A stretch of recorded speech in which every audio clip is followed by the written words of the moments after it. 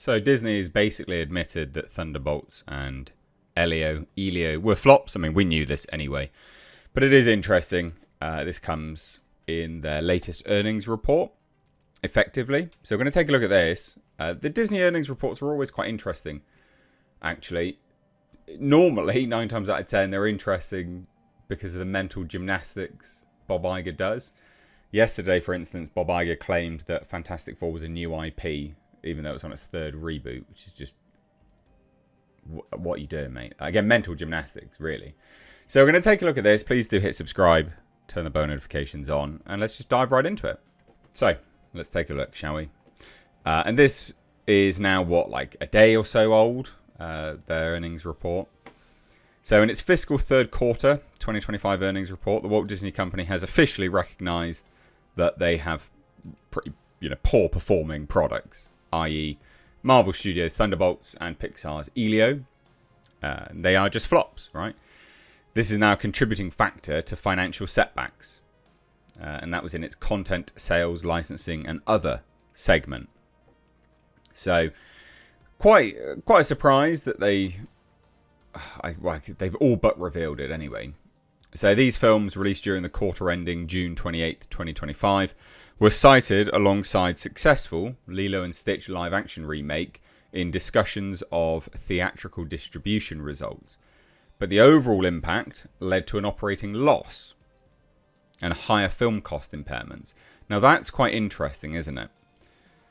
That's quite interesting. So the overall impact is an operational loss. Now, bearing in mind, Disney they've actually done okay. They had some growth, and that was all from the parks, basically. Not necessarily footfall. They've changed all their pricing, haven't they? So Disney, a company that rarely admits flops, reported total revenues of $23.7 billion for quarter 3 2025, marking a 2% increase from $23.2 billion in the same quarter of the previous year. So, like I said, they did go up, but that was largely due to their parks. So the content, sales, licensing, and other segments swung to an operational loss of $21 million. Now, that's a stark contrast to the $254 million operating income recorded in quarter 3 2024. So, again, quite an interesting thing. Quite interesting. Now, people would argue, well, they've had an operational win overall, haven't they? Yeah, true. They've been on the up and up. True. But you can't keep making... If each individual business was its own thing, not under one umbrella, you wouldn't actually maintain the losses, would you? You wouldn't just keep it going, right? And so they can't actually continue on like this for very long. It's not possible. So the decline was primarily attributed to lower theatrical distribution results from the releases of Elio, Thunderbolts, and Lilo and Stitch, compared to the blockbuster success of Inside Out 2 in the prior year quarter. Now, it's not to say that Lilo and Stitch didn't do very well, because it did. It crossed $1 billion globally. And it also got lots of ancillary revenue, as this report states. But the segment's results are evaluated based on the collective performance of all theatrical releases within that quarter. And what else was released in that quarter? Thunderbolts and Elio. So in other words, a major Disney success was dragged down by 2 flops. Now this is something which I've commented on before, is that Hollywood does their accounting, that they will pair movies together and on the same docket, basically. And so one movie could uplift the others, or in this instance, other movies can bring down the success of another movie. So that's Hollywood accounting. They are their own movies, but they are also tied together sometimes. So yeah, it's quite an interesting thing. So adding to the challenges that the company noted, higher film cost impairments during the period. In accounting terms, these impairments indicate that Disney anticipates at least one or both films will not fully recover their production and marketing costs through box office receipts, streaming revenue, or licensing deals. So they're screwed then, basically. So Thunderbolts carried a reported production budget of approximately $180 million, while Elio's budget was estimated at over $200 million, which is just mental. Some claims are like 300 million, but I doubt that, but who knows. So this write-down serves as an early acknowledgement of potential long-term financial shortfalls for these projects. Basically, they've just lost loads of money. So despite the segment's revenue growing 7% to $2.26 billion, the losses highlight the uneven performance across Disney's theatrical slate. Overall, Disney's adjusted earnings per share rose 16% to $1.61, exceeding analyst expectations, driven by strong growth in streaming, which turned profitable at $346 million, and the experiences segment up 13% in operating income to $2.5 billion. But the film division is not doing very well at all. Like, not at all. You know, it wasn't just Thunderbolts, but obviously for this one particularly it was. They've really not done very well at all. I mean, you had bloody Captain America Brave New World, that was a bomb. Thunderbolts was a bomb. Fantastic Four First Steps, that's a bomb. I mean, these are not doing very well. Elio, which is an original animated story about a boy mistaken for Earth's ambassador to aliens, did appallingly bad. It earned just $144.2 million globally, with over $200 million production budget.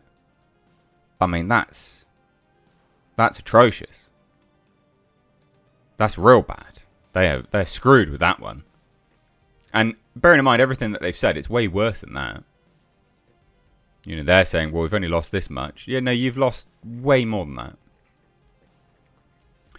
So during the Q3 2025 earnings call, Bob Iger and CFO Hugh Johnston emphasised Disney's renewed momentum at its film studios, spotlighting successes like Lilo and Stitch as evidence of the company's ability to generate long-term value. What, from old properties? That's stupid, but all right.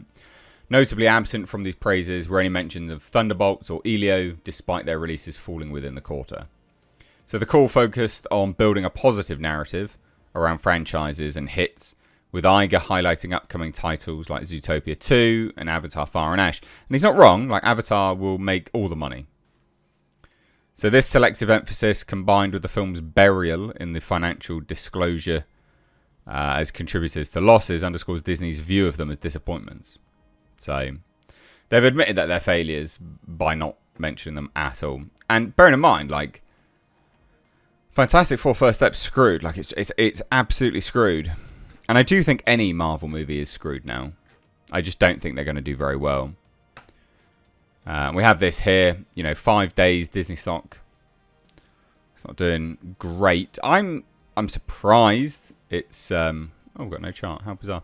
I'm surprised it's climbed as much as it has, to be honest. It's started to do quite well again. It's been a very up and down year, hasn't it?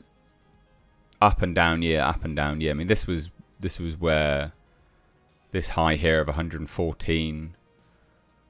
I'm guessing that was where Ike, basically Ike Perlmutter and the like were plotting their takeover, and it kind of went down, especially here as well.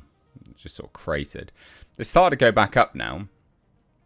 It will be intriguing to see what happens. 5 years, still not looking great. I mean, I don't know. We'll see. We'll see what happens with this company. Again, they've not done too bad, right? They've not done too bad. They're operational wins, but the film division's just falling on its arse. And that just goes to show that the executives in charge, they're just out of touch. And I think the movie industry as a whole is kind of on its knees now. The movie industry as a whole is not doing great. I don't think Marvel can save it, which is what they've been putting all their eggs in one basket, haven't they? So there you go. Disney admits that Thunderbolts and Elio were flops. Boo for Fantastic Four First Steps, then, I guess. That's going to be an interesting earnings report. Well, when that one rolls around, anyway.